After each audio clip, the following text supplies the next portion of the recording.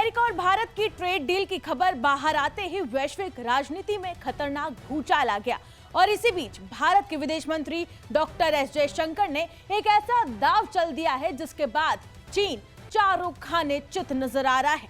जयशंकर सिर्फ एक नहीं बल्कि 2-3 ऐसे ताकतवर नेताओं से मिले हैं जिसके बाद पूरा गेम ही पलट गया है।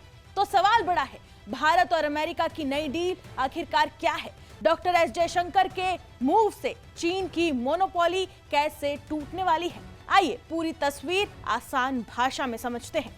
जैसा कि आप सब जानते हैं कि भारत और अमेरिका के आर्थिक रिश्तों में अचानक से जबरदस्त तेजी देखने को मिल रही है। भारी टैरिफ के दबाव में चल रहा व्यापार अब एक नई दिशा की तरफ बढ़ता हुआ नजर आ रहा है।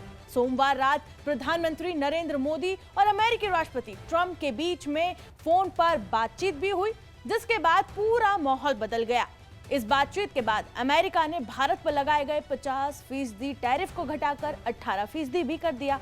और जैसा ही ये फैसला सामने आया, दुनिया भर के बिजनेस और पॉलिसी सर्कल्स में हलचल मच गई। टैरिफ घटने का मतलब सिर्फ सस्ता व्यापार नहीं है, इसके साथ साथ टेक्नोलॉजी, एनर्जी और सबसे अहम क्रिटिकल मिनरल्स पर भी पड़ता है। और इन सभी क्षेत्रों में बड़े समझौते का रास्ता साफ होता हुआ भी नजर आ रहा है। और यहीं से चीन की असली टेंशन शुरू होती है। टैरिफ कट के बाद भारत और अमेरिका के बीच क्रिटिकल मिनरल्स पर बड़ा सहयोग आकार लेने जा रहा है। क्रिटिकल मिनरल्स जैसे कि लिथियम, कोबाल्ट, निकल, ये ऐसे मिनरल्स हैं जिस पर अब नया समझौता भारत और अमेरिका कर सकता है। ये इलेक्ट्रिक व्हीकल, बैटरी, सेमीकंडक्टर और डिफेंस टेक्नोलॉजी की रीढ़ है।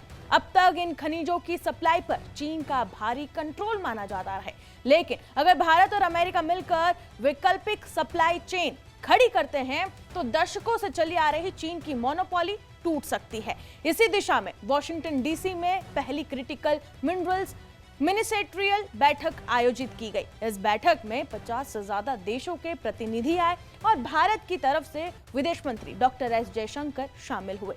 बैठक का मकसद साफ है, ग्लोबल सप्लाई चेन मजबूत करना और चीन पर निर्भरता कम करना। एक्सपर्ट्स ये मानते हैं कि ये पहल वैश्विक आर्थिक शक्ति संतुलन को सीधे तौर पर प्रभावित कर सकती है। इस पूरे गेम में क्वाड की भूमिका भी बहुत अहम रहने वाली है। भारत, अमेरिका, जापान और ऑस्ट्रेलिया चारों देश मिलकर इंडो पैसिफिक में आर्थिक और सुरक्षा संतुलन बनाना चाहते हैं। खनिज और टेक्नोलॉजी सहयोग से क्वाड की सामूहिक ताकत बढ़ेगी और चीन की रणनीतिक बढ़त को सीधी चुनौती मिलेगी। और यही वजह है कि बीजिंग इस पूरे घटनाक्रम पर नजर गड़ाए बैठे हैं। वही बता दें कि इस बीच डॉक्टर एस जयशंकर की अमेरिकी विदेश मंत्री मार्को रूबियो से भी मुलाकात हुई है। जयशंकर ने कहा कि बातचीत बेहद व्यापक रही। व्यापार, ऊर्जा, परमाणु सहयोग, रक्षा, अहम खनिज और तकनीक सभी पर विस्तार से चर्चा हुई।